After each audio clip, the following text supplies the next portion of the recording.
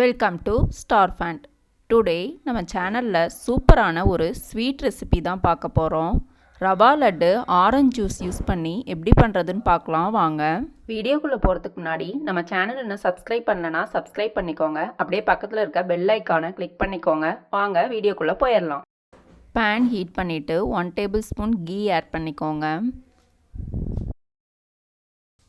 5-6 பாதாம், 5-6 முந்திரி ஆட் பண்ணிவிட்டு நல்லா கோல்டன் ப்ரௌனாக ஃப்ரை பண்ணிக்கோங்க.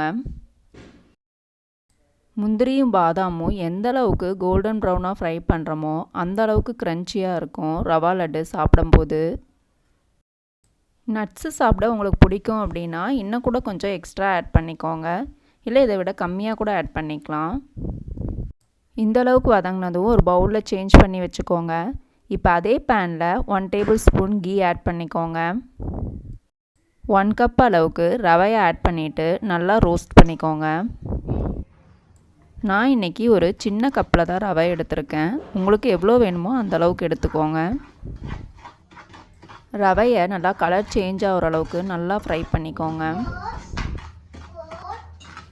பாருங்கள், இந்த அளவுக்கு ஃப்ரை ஆகணும்.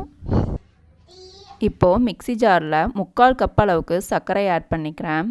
நீங்கள் எந்த கப்பில் ரவை எடுக்கிறீங்களோ அதே கப்பில் எடுத்துக்கோங்க. சர்க்கரையை இந்த மாதிரி பொடியாக அரைச்சி எடுத்துக்கோங்க. 1 கப் ரவைக்கு 3/4 கப் அளவு சர்க்கரை கரெக்டாக இருக்கும். நீங்கள் எவ்வளோ ரவை எடுக்கிறீங்களோ அதுக்கு தகுந்த மாதிரி ஆட் பண்ணிக்கோங்க. இப்போ இதை நல்லா மிக்ஸ் பண்ணிக்கலாம். ரவையை வறுத்துட்டு பொடிச்சு ஆட் பண்ணுறதுனால நீங்கள் பண்ணிக்கலாம். இன்றைக்கி நான் அப்படியே தான் ஆட் பண்ணிக்கிட்டேன். ரவையை இந்த மாதிரி வறுக்கும் போதே ரொம்ப வாசனையாக இருந்துச்சு. ரவா லட்டு பார்த்திங்கன்னா ரொம்ப சிம்பிளாக பண்ணிடலாம். இப்போது இதில் 2 டேபிள் ஸ்பூன் கீ ஆட் பண்ணிவிட்டு மிக்ஸ் பண்ணிக்கோங்க.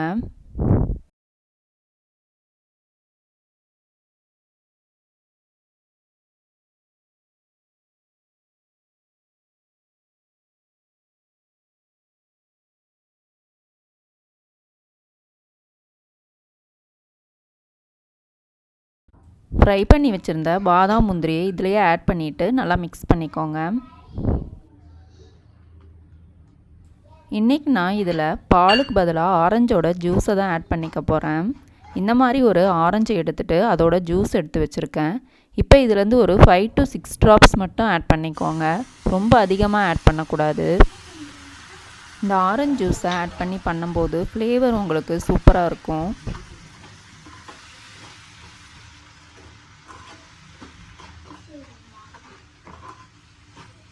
ஜூஸ் ஆட் பண்ணிவிட்டு ரொம்ப நேரம் மிக்ஸ் பண்ண தேவையில்ல. ஜஸ்ட் ஒரு மிக்ஸ் கொடுத்துட்டு ஆஃப் பண்ணிக்கோங்க. இப்போது இது ஒரு மிதமான சூட்டுக்கு வந்ததும் இப்போ இதை உருண்டைகளாக பிடிச்சிக்கலாம். ஆரஞ்சு ஜூஸ் பார்த்திங்கன்னா ரொம்ப அதிகமாக ஆட் பண்ணிடக்கூடாது.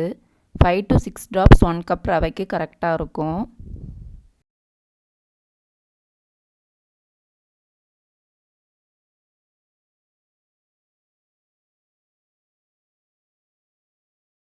பாருங்கள், ரவா லட்டு சூப்பராக ரெடி ஆயிடுச்சு. இப்போது இதே மாதிரி எல்லா உருண்டைகளையும் உருட்டிக்கலாம். ஆரஞ்சு ஃப்ளேவரோட சூப்பரான ஒரு ரவா லட்டு ரெடி. நீங்களும் ட்ரை பண்ணி பார்த்துட்டு கமெண்ட் பண்ணுங்கள். Like and share. Subscribe to star pant.